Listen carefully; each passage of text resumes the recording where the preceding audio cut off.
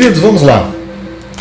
Nós estamos meditando, eu estou expondo à igreja o texto de Paulo, a Epístola de Paulo aos Romanos, sob um título Transformados.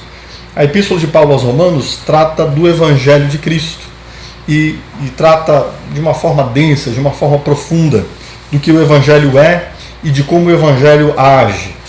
Especialmente esse primeiro bloco que nós estamos tratando, nós já falamos da introdução, que vai do capítulo 1 até o verso de número 17, e a partir do capítulo 1, verso 18, até o capítulo 3, verso 20, nós estamos nas doses amargas dessa carta. Mas não se engane, as doses amargas também são importantes para a nossa saúde. Esse texto, ele continua hoje e ainda continuará na semana que vem, se debruçando sobre o assunto da nossa pecaminosidade e da nossa condição de culpáveis diante de Deus. Então, só para que você entenda por onde estamos seguindo, primeiro o apóstolo Paulo diz que o Evangelho é o poder de Deus para a salvação. Logo em seguida, poderia se levantar a questão, mas salvação por quê? E aí Paulo vai, nesse bloco, dizer, porque todos estão em condição de pecado e condenação. E aí Paulo vai falar que a ira de Deus é despertada. Por quê? Porque nós negamos a Deus, porque nós trocamos Deus. Depois Paulo vai falar de que como Deus manifesta a sua ira sobre os homens, permitindo que parte do seu juízo já esteja acontecendo nesse tempo, à medida que Deus entrega os homens aos seus próprios pecados. Depois de falar sobre isso, o que se poderia esperar? Que todos os homens se reconhecessem pecadores, mas na verdade o que os homens apresentam são desculpas, e Paulo vai tratar dessas desculpas. Paulo vem mostrando então que depois de ele revelar que todos são pecadores, nós buscamos mecanismos para fugir dessa condenação que está sobre nós. Então Paulo fala dessas desculpas inaceitáveis, os homens não reconhecem. E aí, parece-me que eu poderia dizer que Paulo está escrevendo essa epístola, então ele olha ao lado e vê um dos grupos que estariam lendo essa epístola, os judeus, e ele vê os judeus numa disposição muito, eu diria, confortável diante de tudo que Paulo está falando. Como se aquelas palavras não fossem para ele. Embora Paulo venha falando da condenação de todos, os judeus não se enxergam nessa condição. Então, Paulo passa a se dirigir diretamente aos judeus, e foi isso que nós vimos semana passada. O quê? O juízo começa pela casa de Deus, ou seja, aqueles que são povo de Deus, que se presumiam salvos, porque faziam parte da herança, da herança judaica, Paulo vai confrontá-los. Eu disse a vocês semana passada que isso muito se assemelha conosco, especialmente aqueles que nasceram na fé cristã, que nasceram em algum lar cristão, e Paulo confronta essa segurança, essa instabilidade, essa estabilidade, tentando mostrar para aqueles judeus se porventura essa estabilidade não seria falsa, se ela não estaria calcada em frutos que não existem. E aí Paulo faz essa confrontação. Depois disso, agora nesse bloco que nós trataremos, capítulo 3, a partir do verso 1, a gente encontra a seguinte circunstância. Ora, os judeus poderiam levantar a seguinte questão. Ora, por que Deus então nos chamou para ser seu povo? Por que Deus instituiu a circuncisão? Por que Deus nos deu a aliança? Já que a circuncisão do Espírito é que tem valor, qual é o valor da instituição que Deus fez? Há alguma vantagem para nós nisso? Nós somos bons nisso, né? Somos bons em contestar os juízos de Deus. Nós somos bons em argumentar com Deus, em tentar achar descaminhos nos caminhos de Deus. E é exatamente o que está acontecendo aqui. Os judeus, depois de terem sido confrontados por Paulo, o povo de Deus, depois de ter sido confrontado por Paulo, Paulo levanta essas perguntas retóricas aqui, exatamente porque são essas perguntas que muito provavelmente alguns deles levantariam. Para que Deus nos deu uma aliança então? Por que eu nasci numa igreja? Qual é a vantagem de eu ter nascido num lar cristão? Afinal de contas, se eu preciso nascer de novo, será que Deus não errou ao estabelecer o seu povo, ao estabelecer a igreja? E por isso essa falha na fidelidade do povo de Deus mostra a falha do próprio Deus? Seria uma questão que de repente nós poderíamos levantar. E aqui Paulo então vai tratar dessa pergunta. Esse trecho Paulo está tratando dessa pergunta.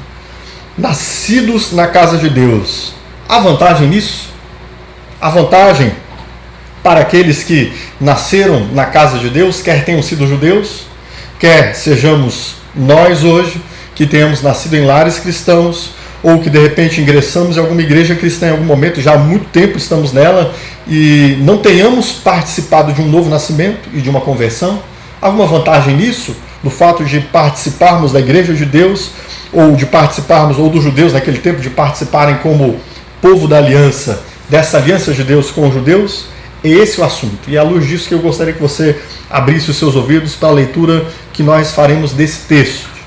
E aí eu queria alertar para você que Paulo vai dar duas respostas, sim e não. E nós atentaremos para essas duas respostas que estão nesse próprio texto. A vantagem nisso, Paulo vai dizer sim. A vantagem nisso, Paulo vai dizer não. Mas como assim? Paulo estaria confuso em sua resposta? Não. Analisemos as respostas que Paulo vai dar no seu devido contexto. Eu tenho certeza que você vai ser bem esclarecido quanto a elas, tá? Eu só queria dizer, antes de nós lermos, que você atentasse para o seguinte. Primeiro, essa situação em que Paulo se dirige aos judeus em muito se assemelha à situação de nossos dias. Por quê? Porque também nós vivemos um tempo em que muitas pessoas, tendo nascido num lar cristão, num lar de tradição evangélica, não experimentaram novo nascimento e nem conversão. É semelhante aos dias de Paulo e a mensagem que Paulo está pregando, porque também muitas pessoas que haviam ingressado no judaísmo naqueles dias também não haviam nascido de novo ainda, assim como há muitas pessoas que ingressaram em igrejas chamadas cristãs, evangélicas, protestantes, e que também não nasceram de novo. E esse grupo de pessoas a quem Paulo está contestando aqui, a nós que estamos na igreja, que de repente não tenhamos nascido de novo, podem também levantar o seguinte questionamento: mas e aí, que tem valido esse meu nascer na fé? O que valeu então eu nascer na igreja? O que valeu eu fazer parte do povo de Deus, já que eu preciso nascer de novo? Bom, eu queria que você atentasse para isso, porque isso é algo que está completamente alinhado às necessidades dos nossos dias, e que você entendesse também o seguinte: sempre que nós olhamos para a história dos avivamentos, o povo de Deus, ele responde à palavra de Deus em confissão e em contrição e em arrependimento. E é isso que promove uma transformação. Sim, essa palavra de Paulo é para os nossos dias. Eu queria que você lesse esse texto comigo, atentando para isso que eu já disse para você de antemão, ok? Então Paulo vai dizer, a partir do verso 1: que vantagem há então em ser judeu? Ou que utilidade há na circuncisão? Muita em todos os sentidos. Principalmente porque aos judeus foram confiadas as palavras de Deus.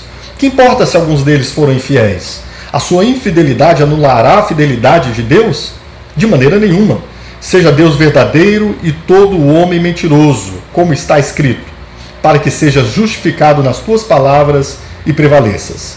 Mas se a nossa justiça ressalta de maneira ainda mais clara a justiça de Deus, se a nossa injustiça ressalta de maneira ainda mais clara a justiça de Deus, que diremos? Que Deus é injusto por aplicar sua ira? Estou usando um argumento humano. Claro que não. Se fosse assim, como Deus iria julgar o mundo? Alguém pode alegar ainda: se a minha mentira ressalta a veracidade de Deus, aumentando assim a sua glória, por que sou condenado como pecador? Por que não dizer, como alguns caluniosamente afirmam que dizemos: façamos o mal para que nos venha o bem? A condenação dos tais é merecida. Que concluiremos então? Estamos em posição de vantagem? Não. Já me demonstramos que tanto judeus como gentios estão debaixo do pecado. Por isso, o que trataremos hoje é nascidos na casa de Deus. Há vantagem nisso? Bem, eu quero dizer, como eu já havia afirmado, há um sim e há um não. Mas eu gostaria de pedir a você que ficasse bem atento, não levante, não beba água, não vá ao banheiro, porque pode ser que você perca aqui uma sentença só, uma frase só, que faça você perder todo o entendimento desse texto. Esse é um texto complexo que vai precisar da sua máxima atenção, ok? Então sigamos, queridos. A primeira resposta de Paulo aqui é sim. Há uma vantagem ao povo, à instituição, especialmente por causa das palavras que lhes foram confiadas. A primeira resposta de Paulo a essa pergunta que eu diria que é meio desafiadora, é como se alguém estivesse levantando-se diante de Deus e dizendo: mas Deus, para que serviu então isso? Para que serviu o judaísmo? Ou nós, nos dias de hoje, para que serviu a igreja se tendo nascido na igreja, eu não me tornei cristão, não nasci de novo e consigo ver evidências em mim dessa falta desse novo nascimento, qual é a vantagem disso, Deus? Será que o Senhor não falhou? Paulo vai responder, a vantagem sim. E a vantagem, em primeiro plano, Paulo vai aplicá-la, não dizendo que é uma vantagem de um modo individual, particular. Há uma vantagem ao povo, à instituição. Deus instituiu o judaísmo, o seu povo. Deus instituiu a igreja, o seu povo.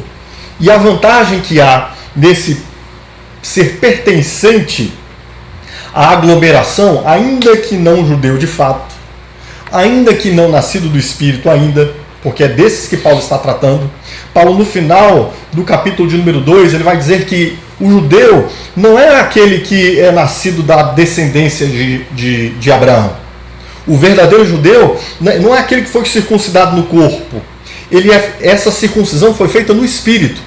Então, existem aqueles que, embora fossem nacionalmente judeus, não eram judeus de fato, porque não haviam nascido do espírito. E aqui também, na mesma dimensão, há muitos que estão na igreja que não nasceram de novo e que, embora estejam fazendo parte da instituição, precisam nascer de novo. E Paulo vai dizer, há uma vantagem à instituição, ao povo, especialmente por causa das palavras que lhes foram confiadas. Olha o que diz o verso 1, o verso de número 2. Paulo vai dizer, muita em todos os sentidos, principalmente porque aos judeus foram confiadas as palavras de Deus. Ou seja, ao povo a quem Deus instituiu seu povo, embora saibamos que nem todos os que se dizem judeus são judeus, embora saibamos que nem todos que se dizem pertencer ao corpo de Cristo de fato são, mesmo a estes há vantagem. E qual é a vantagem que Paulo descreve? Especialmente por causa das palavras que lhes foram confiadas. O que vemos aqui então, queridos? Vemos aqui Paulo dando tributo à palavra de Deus, exaltando a palavra de Deus e dizendo que a palavra de Deus é a maior instituição do povo de Deus, quer fossem judeus, quer seja a igreja. Um detalhe importante aqui, queridos, preste atenção. Paulo não trata disso aqui agora, ele trata disso mais à frente, mas é importante que você saiba disso aqui e agora, porque eu estou sempre fazendo essa dinâmica, né? Falando de judeu e falando de cristãos. O judeu, querido, ele é, na verdade, eu diria, dos projetos salvíficos de Deus, ele está antecedendo o plano perfeito de Deus, que é a igreja. Ou seja, os judeus e cristãos, a igreja ela é a sucessora e aperfeiçoadora do judaísmo. Por isso que eu estou fazendo sempre essa ligação aqui. Nós, como cristãos, entendemos, à luz da Escritura, e Paulo vai falar disso mais à frente, ele trata disso em Efésios, nós entendemos que a igreja é o lugar onde tanto judeus quanto gentios se unem para se tornar o povo de Deus que foi nascido de novo pelo Espírito e agora está redimido por Cristo Jesus. O que une judeus e não judeus é Cristo. E na igreja, o judeu não se torna um judeu aperfeiçoado e nem o cristão se torna um judeu. Na igreja, todos nos tornamos cristãos. O judeu só é salvo em Cristo e na igreja. Inclusive, ao longo de Romanos, nós vamos desfazer muitos dos maus entendimentos que nós temos hoje do que nós chamamos de sionismo, a igreja querendo se tornar judaica, a igreja exaltando a tradição judaica, enquanto na verdade o judaísmo ele está antes, ele é pretérito.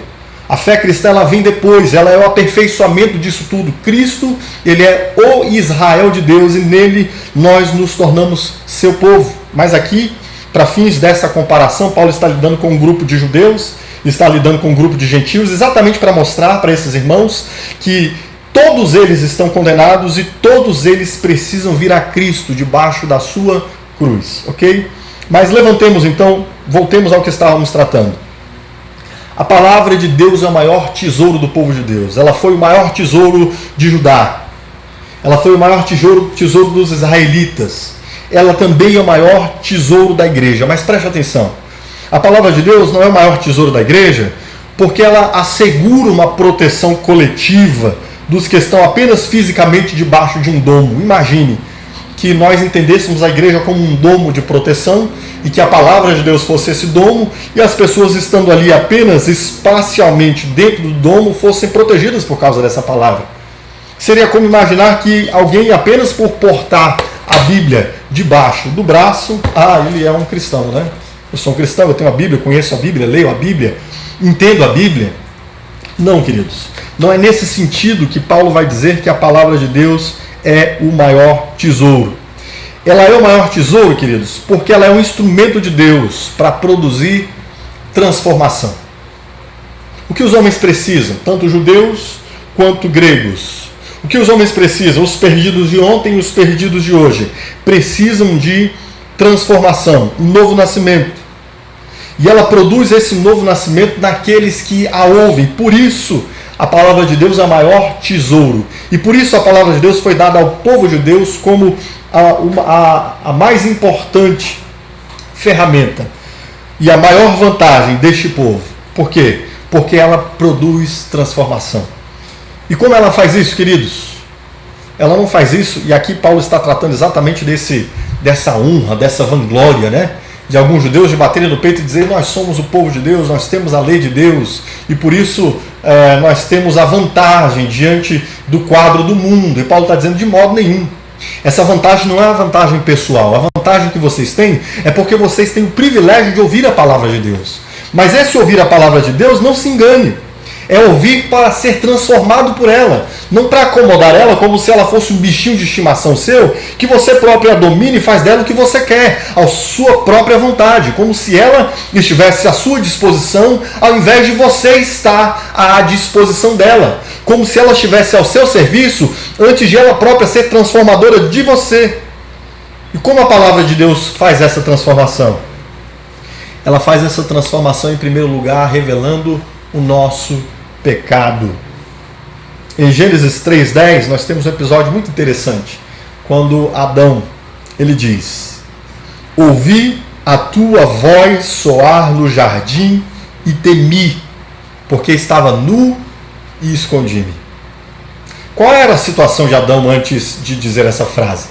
Ele já havia se identificado nu, já havia se encontrado em vergonha, e ele próprio coseu para si, costurou para si roupas de folhas.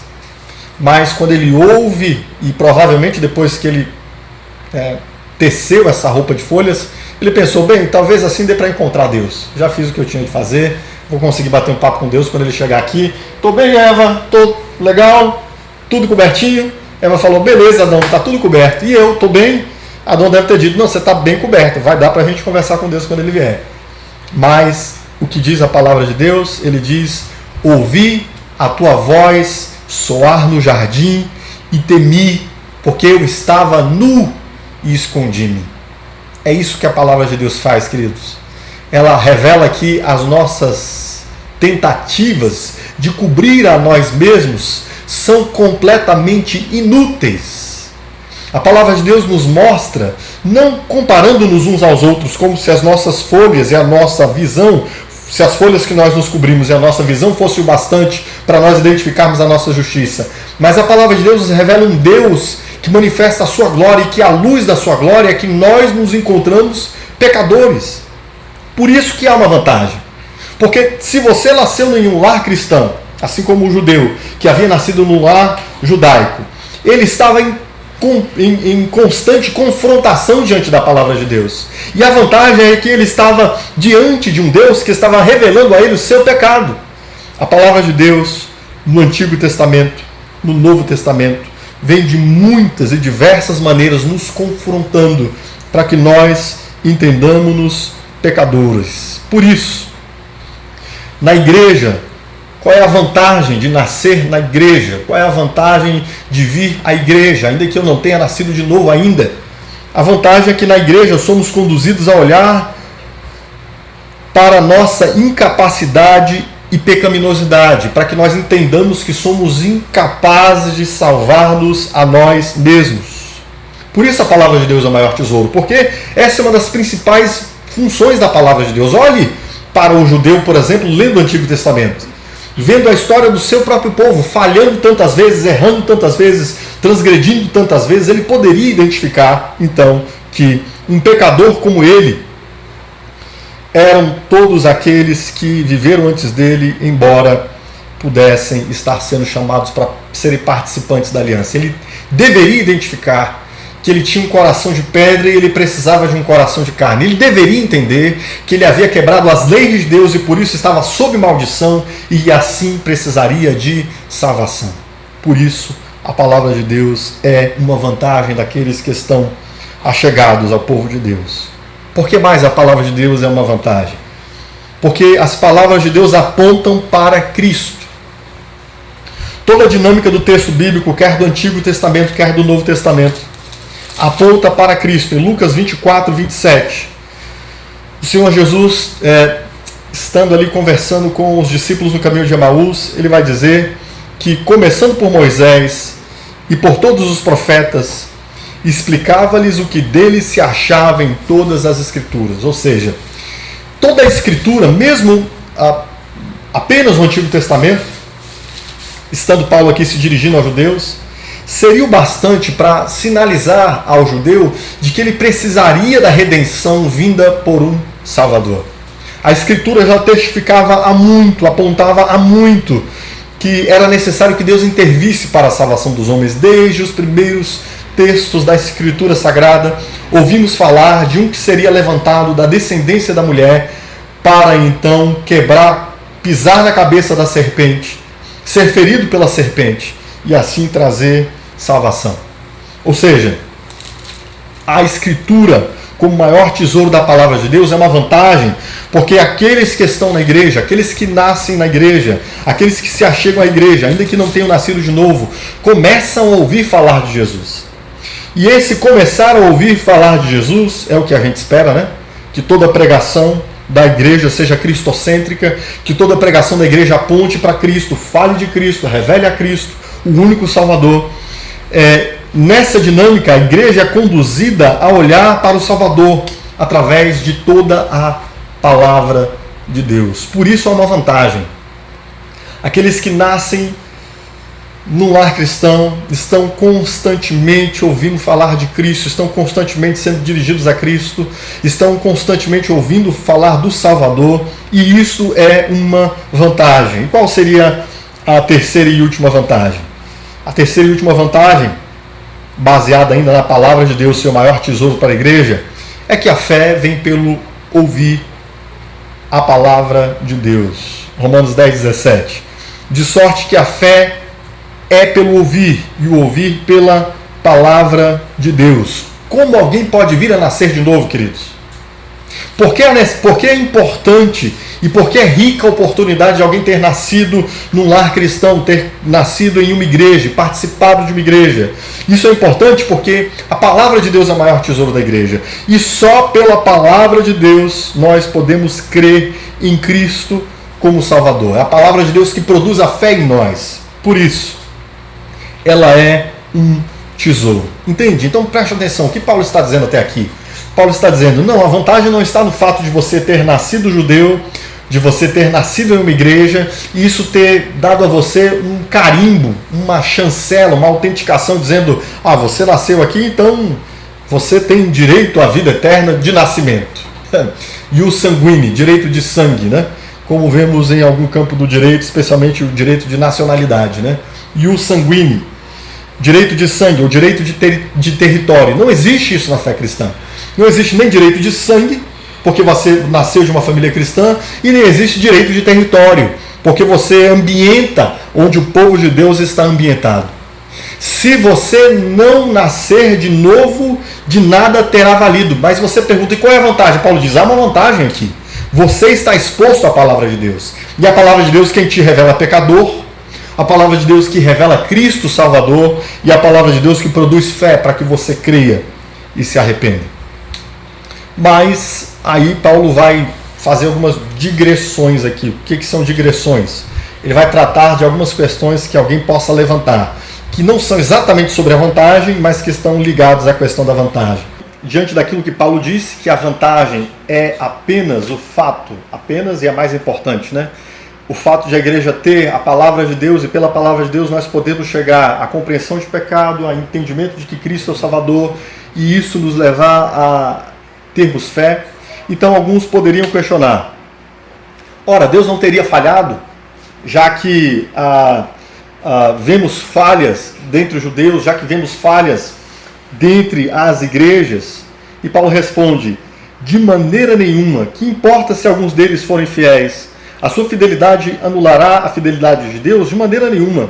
Seja Deus verdadeiro e todo homem mentiroso, como está escrito, para que seja justificado nas tuas palavras e prevaleças. Olha que coisa interessante que Paulo está fazendo aqui, queridos. Paulo está levantando uma questão que nós vemos muito nos lábios daqueles que são confrontados na sua condição de pecaminosidade.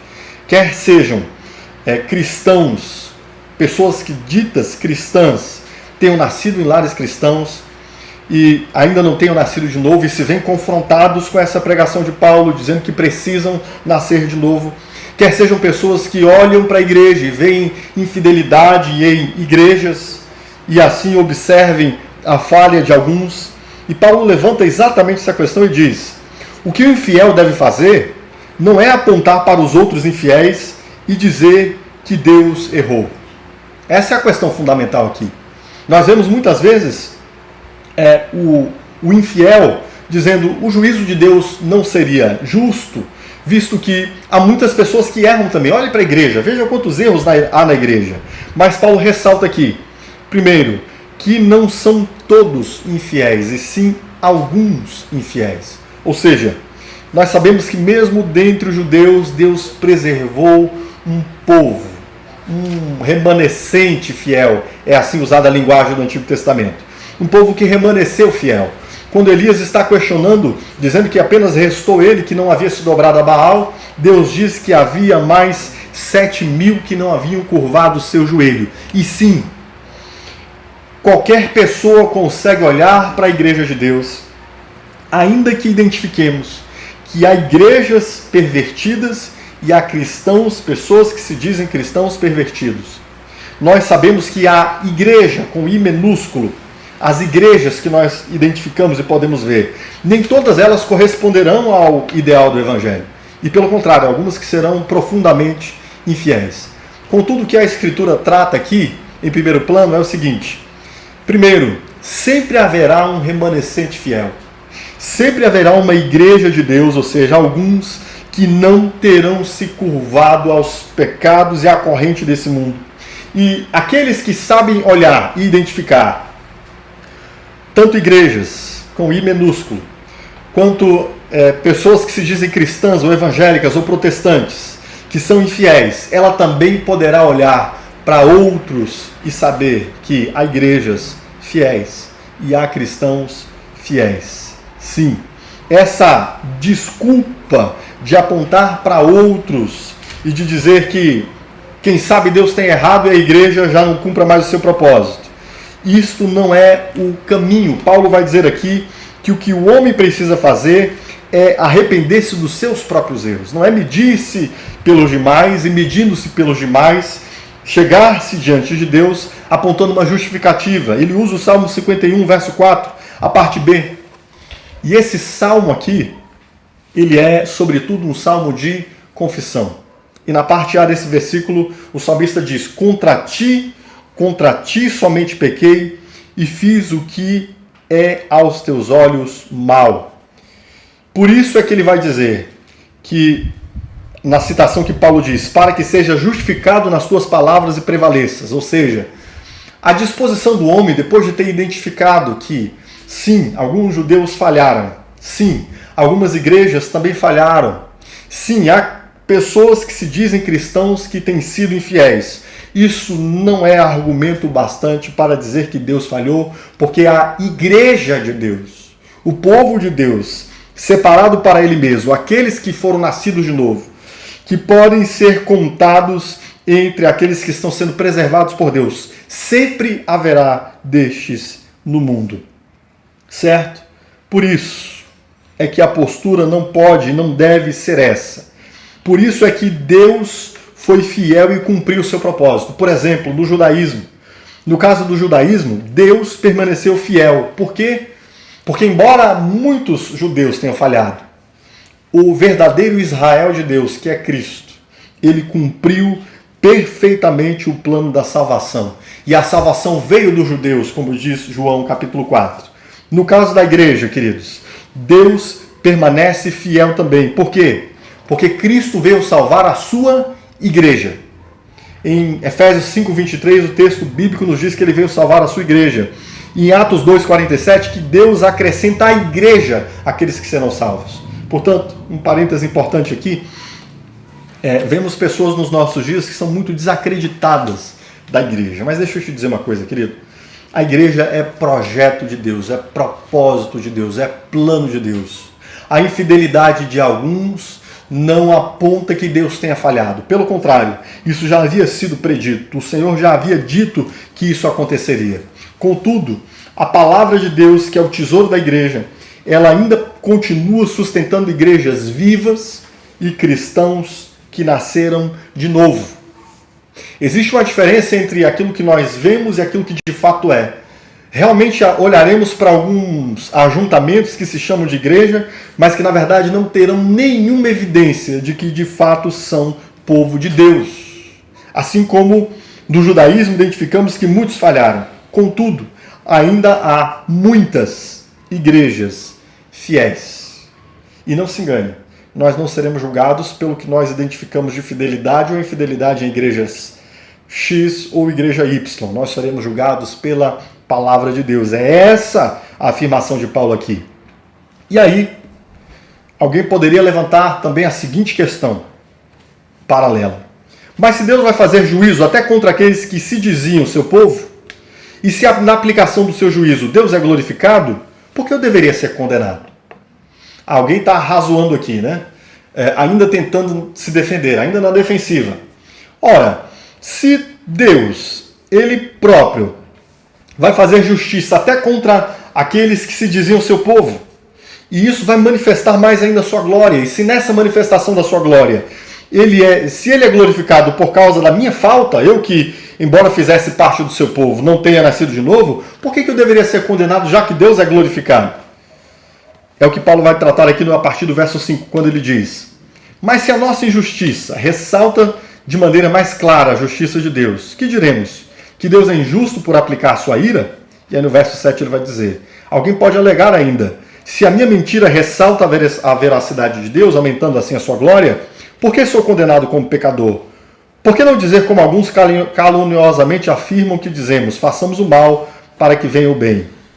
Assim a condenação dos tais é merecida. Paulo não está descartando aqui, Paulo está dizendo, sim, o juízo de Deus começará dentro de sua casa.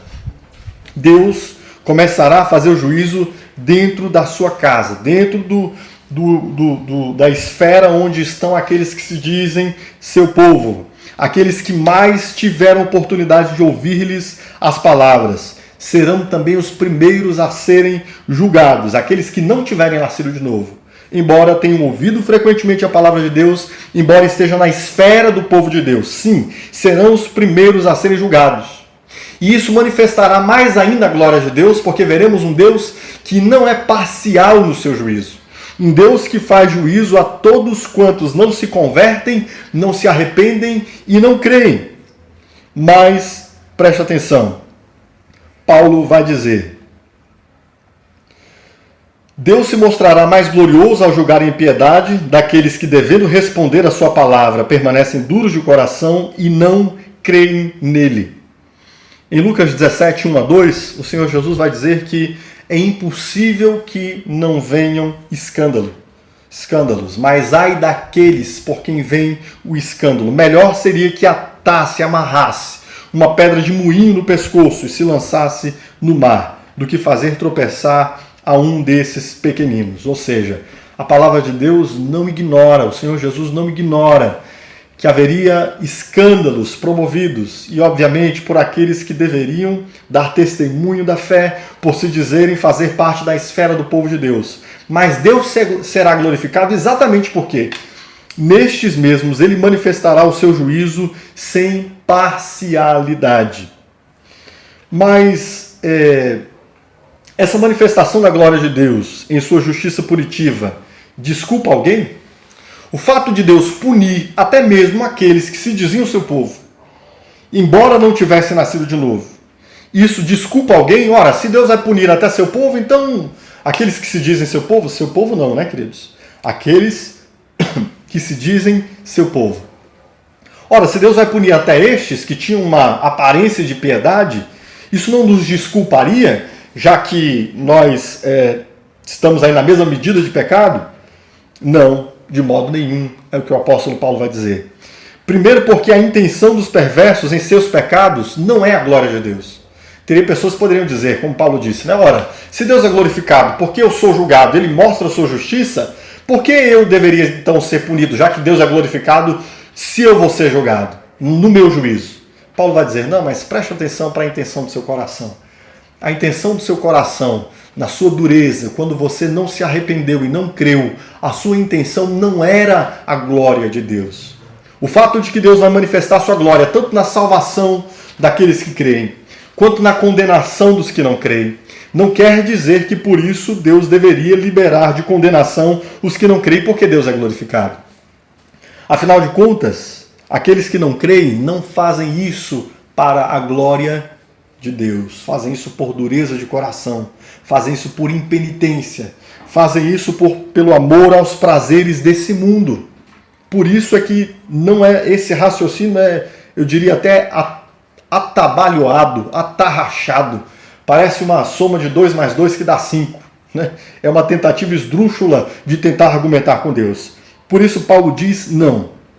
Sim, a Escritura nos mostra, sim, que haverá um juízo em primeiro lugar sobre a casa de Deus, especialmente sobre aqueles que, embora no ambiente da casa de Deus, ainda não nasceram de novo. E Paulo está lidando aqui exatamente com essa questão. Não, o fato de essas pessoas, alguns deles inclusive, terem nascido nesse ambiente, alguns deles terem se achegado nesse ambiente, o fato de eles fazerem parte desse ambiente, eles poderiam perguntar, há vantagem nisso? Paulo diz, há uma vantagem. Você está sendo confrontado pela palavra de Deus para arrependimento. Você está ouvindo falar de Cristo Jesus. A você é dada pelo Espírito de Deus, o Espírito de Deus é quem promove a fé através da palavra. E se você está ouvindo a palavra, você poderá chegar à fé. Por isso, não se trata aqui, queridos, de nós nos defendermos como se nós tivéssemos um direito de nascimento e isso fosse um asseguramento da nossa alma. Como nós vimos no sermão passado, a primeira confrontação que Paulo faz é olhe para si, identifique-se a frutos que mostrem que realmente você nasceu de novo e converteu-se. E se não é esses frutos, o que Paulo está tratando aqui não fique argumentando tolamente. Arrependa-se, converta-se, porque é tempo de arrependimento e conversão, já que você ainda está diante da palavra de Deus. Sim, a primeira resposta de Paulo foi sim. A segunda será bem mais curta. Na primeira ele se desenvolve com bastantes argumentos. A segunda é bem mais curta. E na segunda, a segunda resposta de Paulo é não. A primeira resposta de Paulo à pergunta: nascidos como povo de Deus ou nascidos na casa de Deus, há vantagem nisso? A primeira resposta de Paulo é há vantagem. A vantagem porque você está em contato com a palavra de Deus, que é quem pode produzir em você arrependimento, a compreensão de quem Cristo é e te dar fé. E aí a segunda resposta de Paulo é não. Existe um sim e existe um não. O sim é sim. Há uma vantagem pelo fato de você estar no lugar onde a palavra de Deus é ministrada, mas não há vantagem pessoal, qualquer vantagem de herança espiritual, porque todos pecaram e precisam nascer de novo. Deixa eu repetir. Não há vantagem pessoal diante de qualquer herança espiritual, porque todos pecaram e precisam nascer de novo. É o que está no verso de número 9. A palavra de Deus aqui em Romanos capítulo de número 3, no verso 9, o apóstolo Paulo nos diz assim: que concluiremos então? Estamos em posição de vantagem? Ele responde: não. Você percebe que lá no início, no verso 1, ele diz: há vantagem então em ser judeu ou que utilidade há na circuncisão? Muita, em todos os sentidos. Paulo vai dizer aquela vantagem como uma vantagem institucional ao povo.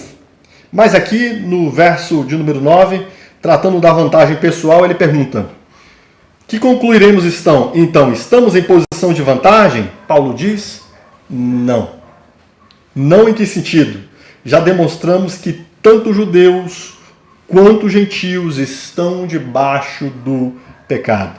Aqui nós poderíamos dizer a mesma coisa quanto àqueles que nasceram em alguma igreja ou que se achegaram a alguma igreja e ainda não experimentaram um novo nascimento. Existe alguma vantagem? Eu terei precedência? Eu terei alguma desculpa no juízo de Deus, ainda que eu não tenha nascido de novo? Pelo fato de eu participar dessa esfera do povo de Deus, ainda que realmente eu possa até ser formalmente povo de Deus, eu posso até ter uma carteirinha de uma igreja, eu posso até ter nascido em um lar cristão, mas eu ainda não nasci de novo.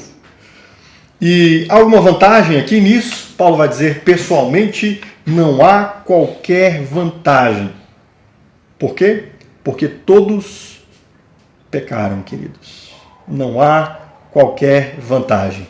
E aqui, Paulo está dizendo aos judeus que o estavam ouvindo, lendo aquela epístola, que eles se enquadram exatamente dentro do público que ele vem mencionando desde o início. De que público, queridos? Eles também negaram e trocaram a glória de Deus e adoraram a outros deuses. Eles também se entregaram às próprias paixões. Deus lhes entregou e eles deixaram que a paixão dos seus próprios corações corresse em direção aos seus pecados. Eles também se desculparam com projeções e racionalizações, dizendo: não, isso não diz respeito a mim. Houve até uma vantagem: eles receberam os dons de Deus, mas desprezaram esses dons de Deus. De uma forma que há um duplo juízo sobre isso. Qual é o caminho, então, queridos, para todos? Nascidos dentro do povo de Deus e os que estão fora desse nascimento de dentro do povo de Deus. O chamamento é um só. Qual é o caminho? Arrependam-se e creiam no Evangelho. Não interessa se você tem 50 anos dentro da igreja, se o seu primeiro dia de nascimento foi num culto, se você foi apresentado na igreja quando você tinha 3 meses de idade, se você batizou-se com 15 anos de idade e agora com 50 anos de idade você tem diversos cursos de teologia e você tem toda uma história servindo a igreja, se você não nasceu de novo, querido, não há vantagem nenhuma. Toda a exposição a que você foi submetido à luz da palavra de Deus, na verdade, será para você juízo. E por isso o chamamento de Deus é: arrependa-se e creia no Evangelho. Marcos 1,15, essas são as palavras de Jesus lá. Quando um homem douto, sábio, culto, inteligente, formado, instruído em toda a tradição de sua fé judaica, se achega a Jesus, no capítulo 3 do Evangelho de João, no verso 3, Jesus vai dizer a ele: necessário é nascer de novo. Entende, querido? Por isso, preste atenção. Há uma vantagem. A vantagem de que talvez você tenha sido exposto à palavra de Deus desde a sua infância e está sendo confrontado por ela. E se você experimentou o novo nascimento, e Paulo levantou isso no texto do capítulo anterior, e nós falamos disso na semana passada, como nós sabemos se nascemos de novo? Pelas evidências. Há evidências dos frutos do Espírito na sua vida, há evidências de santificação na sua vida. Não se assegure, queridos, numa compreensão de salvação calcada numa base, eu diria, de areia, como se você pudesse assentar-se assegurado num trono de areia e dizer: aqui eu estou seguro, não haverá nada que desmoronará a minha segurança. Se você não vê evidência de novo nascimento na sua vida, você precisa crer e confessar-se. Esse é um chamamento a todos aqueles que ainda não nasceram de novo. É assim que Paulo encerra este trecho aqui. Como ele encerra?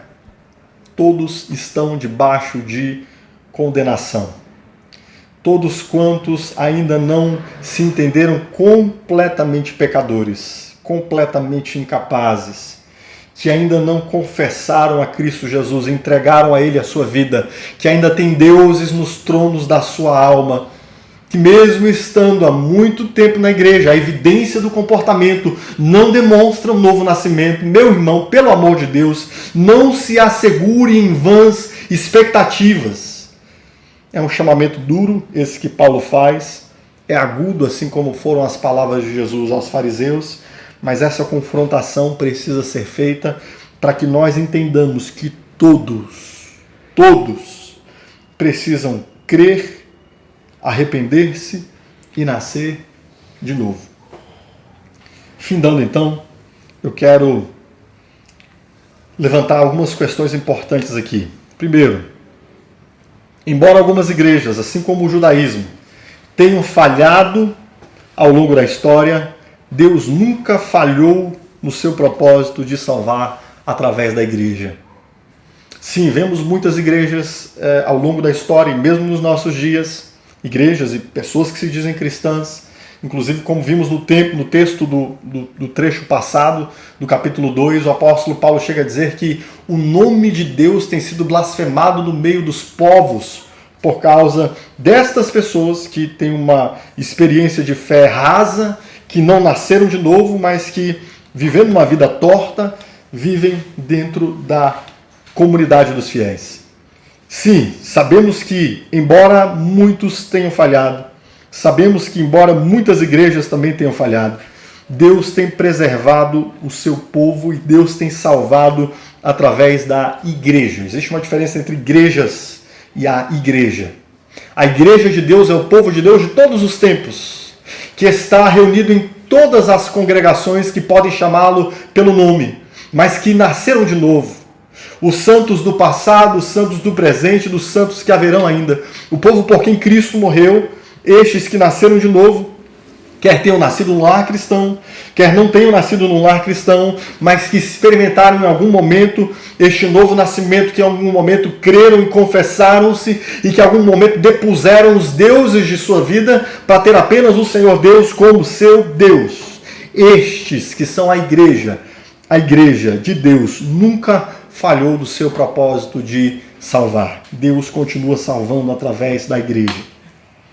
A segunda consideração, a falha de algumas igrejas e de cristãos não desculpará os homens do juízo de Deus, pois a medida da justiça de Deus é a sua palavra. Olha o que eu estou dizendo. Muitas vezes nós ouvimos pessoas que não são cristãs dizendo: eu sou melhor que o cristão X, que o cristão Y. Ele pode até ser mesmo, viu? Pode até ser, inclusive, melhor do que eu. A grande questão aqui é a seguinte, queridos: não se engane. Deus não julgará homem por homem. Deus julgará os homens pela sua justiça. E enquanto você está ouvindo a palavra de Deus e sendo chamado pela palavra de Deus a constranger-se, a arrepender-se e crer, não pense que você poderá olhar para alguém à sua direita ou alguém à sua esquerda ou para alguma igreja que tenha falhado e achar que pode desculpar-se por estes. Você não se desculpará, porque Deus trará juízo tanto aqueles que se dizem cristãos, mas não nasceram de novo e serão julgados debaixo de uma luz muito maior, e Deus trará juízo igrejas que também, tendo a responsabilidade de preservar a sua palavra, tem transmudado a sua palavra em galhofa, em piada. Deus julgará todos, inclusive aqueles que também, olhando para estes, acham que não haverá justiça para si. A terceira questão de 5. A palavra de Deus é o maior tesouro da igreja. É pela fidelidade a ela que uma igreja cai ou fica em pé. Paulo levanta aqui, queridos, informando-nos que o maior tesouro do povo de Deus, pelo qual o povo de Deus tem uma vantagem, é o fato de o povo de Deus estar em contato com a sua palavra.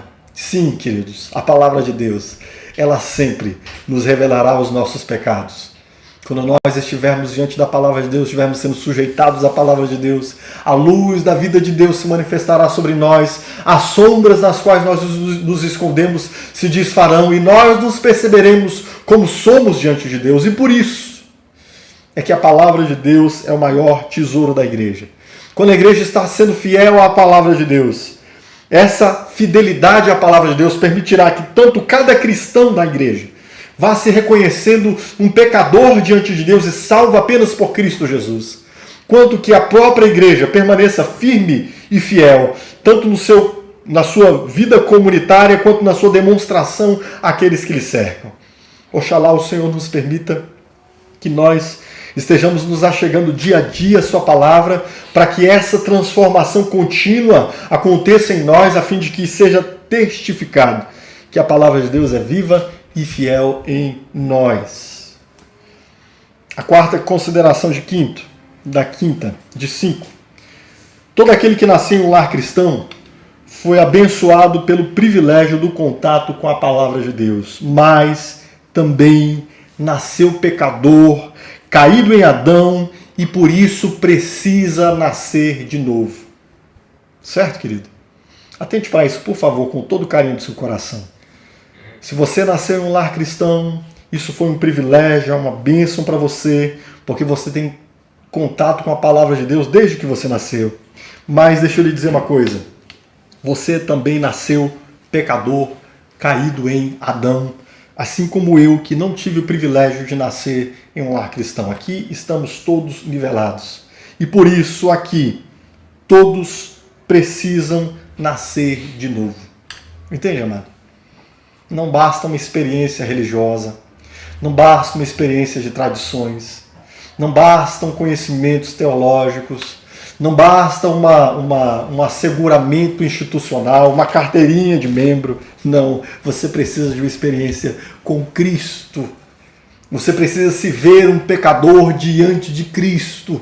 Você precisa bater no seu peito e dizer: ai de mim, quem me livrará do corpo desta morte? Você precisa olhar para si e entender os deuses que, mesmo você, tendo nascido em uma igreja, tem entronizado no seu coração que estão no lugar de Deus. Você precisa confessar-se. Se você não nasceu de novo, se não há evidência de novo nascimento, você precisa confessar-se e crer. E por fim, por isso, o batismo de infantes, o batismo de crianças, o batismo de bebês é incorreto. Por quê? Porque o batismo cristão, acima de tudo, simboliza a morte e um novo nascimento no Espírito. O que não é garantido a ninguém por sangue, queridos. Nem de herança espiritual, mas apenas aquele que nasceu de novo. A prática do batismo de infantes ela é incorreta. Porque o batismo pressupõe que alguém tenha nascido de novo. E o novo nascimento não é algo que se dá por herança, nem por tradição. Por isso, se você tem começado a fazer algum contato com a palavra de Deus e você, de repente, foi batizado numa igreja católica, por exemplo, e você está em dúvidas se você precisa batizar-se, sim, você precisa confessar-se, arrepender-se, crer e ser batizado. Você precisa crer no que Cristo Jesus pode fazer por você para a sua salvação. Você precisa render-se a Ele como seu Salvador. E você precisa batizar-se nas águas. O Senhor Jesus disse: aquele que é nascido da água e do Espírito. Estes são os que nasceram de novo. Certo, queridos? Sim, ainda estamos aqui nas doses amargas e ainda haverá uma dose amarga na semana que vem. Mas como disse o profeta Ezequiel, quando ele tomou o rolo do livro para comer, ele disse que na sua boca o livro era amargo, mas que no seu ventre ele se fazia doce. Sim, a palavra de Deus ela vem confrontadora a nós, sempre. E a igreja de Deus, mais do que nunca, nesses dias que nós vivemos, queridos, aqueles que estão na esfera da convivência do povo de Deus, precisam, aqueles que ainda não nasceram de novo, precisam nascer de novo. Precisam reconhecer-se pecadores, precisam ser confrontados pela palavra de Deus. Nós temos visto muitas ambiências onde o que tem sido pregado não é o chamamento ao arrependimento, não é a revelação de Cristo como Salvador e não é A fé justificadora pelo crer em Cristo Jesus pela sua obra. Por isso, hoje, mais do que nunca, a igreja precisa retornar à sua palavra e mais do que nunca, nós precisamos ouvir isto que Paulo disse aos romanos há 2000 anos atrás e, mais uma vez, nos colocarmos diante de Deus suplicando que Ele possa promover novo nascimento pela sua palavra. Amém, queridos? Ficamos aqui então com essa ministração. Quero orar por você. Curva a sua cabeça nesse momento.